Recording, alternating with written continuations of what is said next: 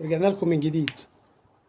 كل الحسابات اختلفت، كل المعايير اتغيرت. زي ما قلت امبارح في حلقة امبارح، الحارس بتاع سان داونز هيندم على ضربة الجزاء اللي صدها للأهلي. هي البطولة عايزة الأهلي، البطولة بتناديله من مباراة الهلال السوداني، وضربة الجزاء اللي سان داونز هو اللي رجع الأهلي. سان داونز بيقول للأهلي تعالى خد البطولة، وهو يودع البطولة على يد الوداد في عكر ضارع. ينتهي اللقاء 0-0 في الوداد. سان داونز تطلع مباراة 2-2. غير متوقع تماما ان حد يقول ان اللقاء يطلع 2-2. البطولة بتنده الاهلي تاني. سان داونز بيدي الاهلي البطولة. الاهلي بعد ما خرج من البطولة بيرجع لها تاني وياخدها من مين؟ من الوداد. ان الاهلي ليه طار مع الوداد، ان الوداد هو صاحب اللقب، وخدوا الموسم اللي فات وخدوا من الاهلي وخدوا على ملعب الوداد. هل الاهلي هيتعلم من الدرس ويخلص هنا، ولا نفس الورطة اللي حصلت مع الوداد في الوداد هناك ورجع لك الكاف والظلم والتحكيم والاتحاد واتظلمنا؟ دي فرصة وجات للأهلي. هتخلص هنا شكرا، ما خلصتش هنا نفس اللي حصل الموسم اللي فات والوداد صاحب اللقب على حساب الأهلي. البطولة اللي فاتت اللي الوداد خدها من الأهلي. الأهلي هيتعلم من الدرس، ده اللي هنشوفه. الأهلي هيعود هنا ويخلص هنا. الاهلي امكانياته رهيبه. الاهلي السنه دي مع ادارته وقوه الاداره ودعم الاداره للاعيبه النادي الاهلي مخليه الاهلي واقف على رجليه. لاعيبه الاهلي السنه دي كل لاعب في الاهلي بيلعب اكتر من مركز. لو لاحظت عندك نص الملعب عندك حمدي فتحي واليو ديانج، الاثنين ولا اروع. قدامهم مروان عطيه، الراجل بيوصل كهرباء للمرمى ما فيش ثانيه في منت. الراجل بيعمل باص واحد بيخترق المدافعين. ومروان عطيه اللي رضا عبد العالي اتكلم عليه وقال لك انه لعيب مش كويس، انا بقول لك مروان عطيه الراجل ده اتطلب للمنتخب وراح للمنتخب. مروان عطيه مش هيبقى في بديل لمروان عطيه، ان محدش هيعرف ياخد مكان مروان عطيه. مروان عطيه بيوصلك للمرمى في مينيت، بيقدر يضرب اي دفاع، بيوصل الفرود انفراد في اي لحظه.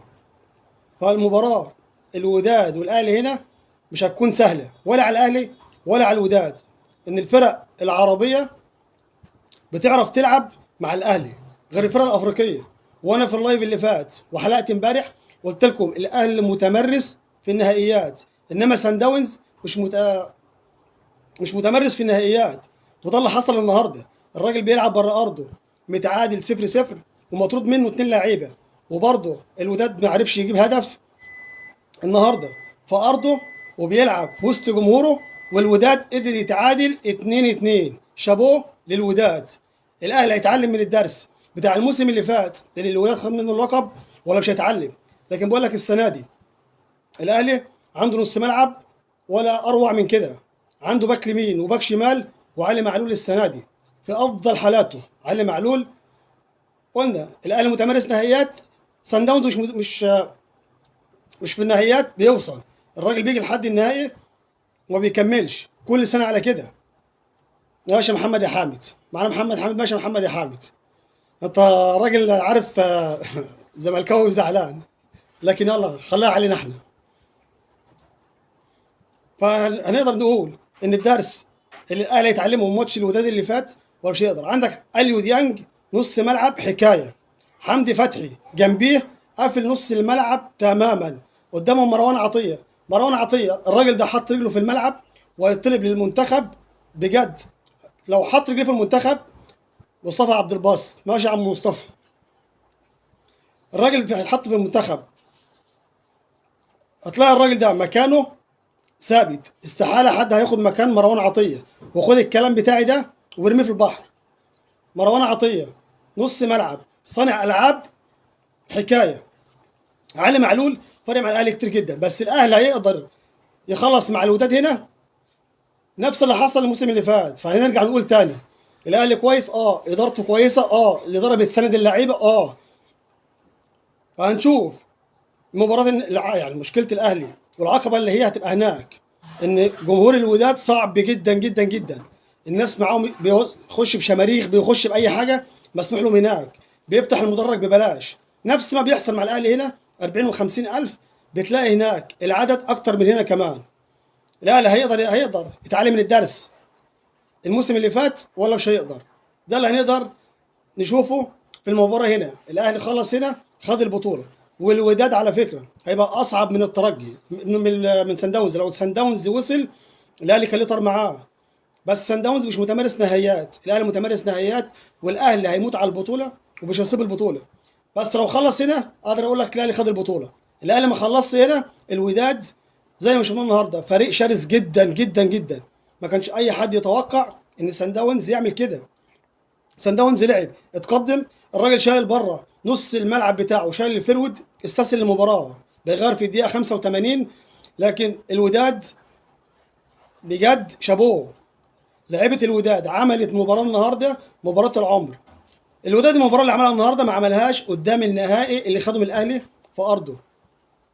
فاقدر اقول لك ان الوداد هيبقى مباراه صعبه جدا جدا، واي اهلاوي الاهلاويه كلهم فرحانين جدا ان سان داونز خرج.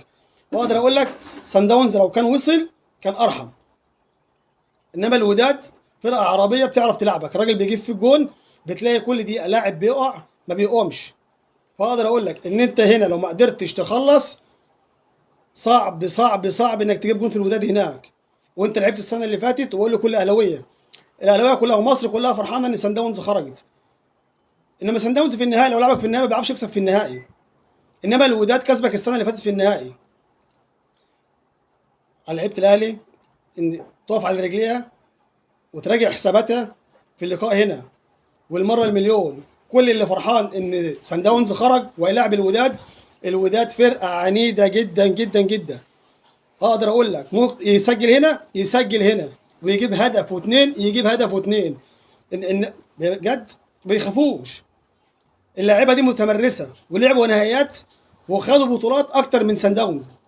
ان سان داونز لو وصل انت كنت ممكن تقدر تخطفه هنا هدف واثنين وثلاثه، انما مع الوداد هيبقى صعب جدا جدا ان فريق لاعب الاهلي اكتر من مره. يا عم مصطفى ماشي، مصطفى صالح ماشي معانا، ماشي يا عم مصطفى. انما الوداد يقدر يسجل هنا يقدر يسجل هنا، الاهلي يقدر يسجل هناك يقدر يسجل هناك. ان الاداره بتدعم الاهلي.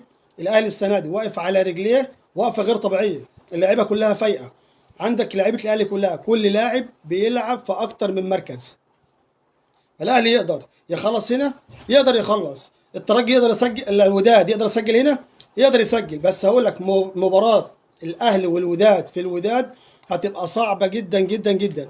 والاهلي قادر، الاهلي قادر يخلص هنا، الاهلي قادر يسجل بره. تقول الاهلي متمرس في النهائيات. شكرا.